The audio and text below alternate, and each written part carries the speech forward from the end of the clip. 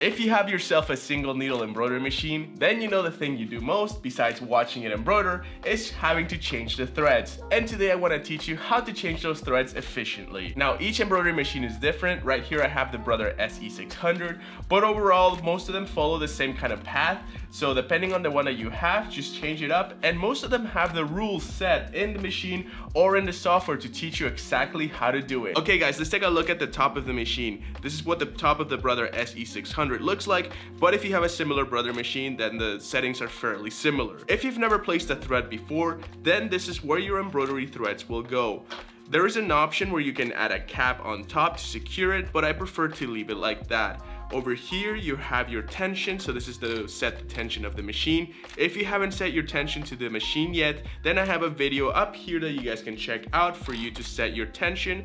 And on this side we have the bobbin, so you can see that it says number 3 over here, and that number 3 leads to where you can set and pre-wind your own bobbins. You can then click it to the side, click it to the left, but today we're just gonna look at how to thread. I love how this machine gives you exact instructions on how it is that you have to thread your machine, but I'm still gonna show you how to follow this path. So I'm gonna put the sim thread in its position, and it says to put it through number 1. So there's this little hook right here that you wanna pass it through, and I'm just going to slide it in, and now it's placed in position, so it's not gonna go anywhere.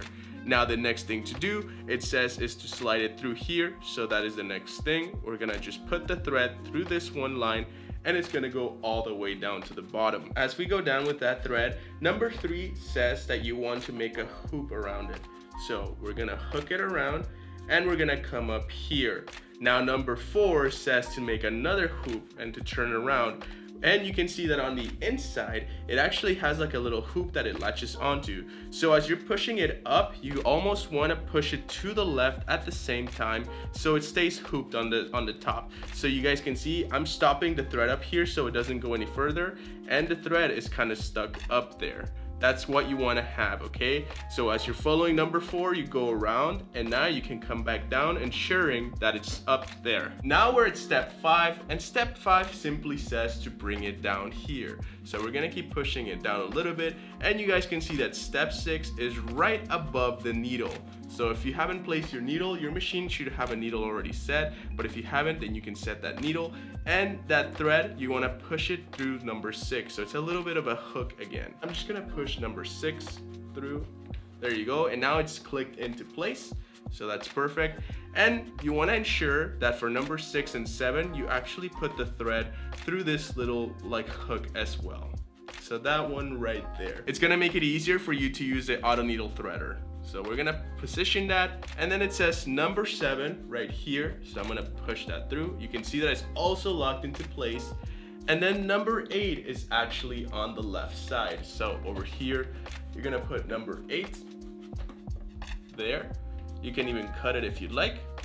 So now the thread is cut, and then number 9 is the last one. Guys, if you just got your machine, please take care of this tool. This is the auto needle threader, and that is the last step on how to thread your needle. I already broke mine because I was too harsh with it, and you want to ensure that you're nice with it, because otherwise that little pin is going to move and it's going to break, and you guys can see that I can no longer thread my needle automatically.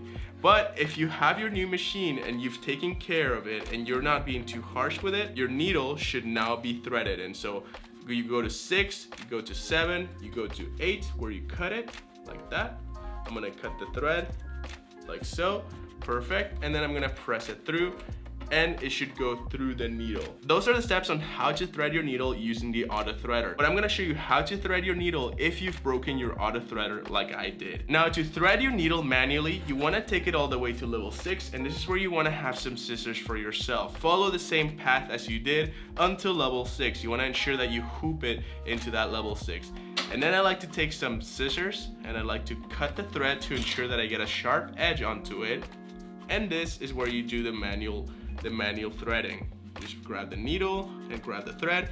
And if you have a 7511 needle, then it's honestly pretty easy to thread. You guys can see that in 2 seconds I was able to thread that needle, and now it's through. So from here you can kind of push it down, you can give a little bit of extra thread, and now it's ready to embroider. So when you're done embroidering with that thread, ensure that you've trimmed it. So the machine usually does the trimming, but if it hasn't done it, just ensure that the thread is not stuck in between the bobbin and the shirt and everything that you're embroidering. So you want to press the scissors for it to trim both the bobbin and the upper thread, and then you can simply take it out.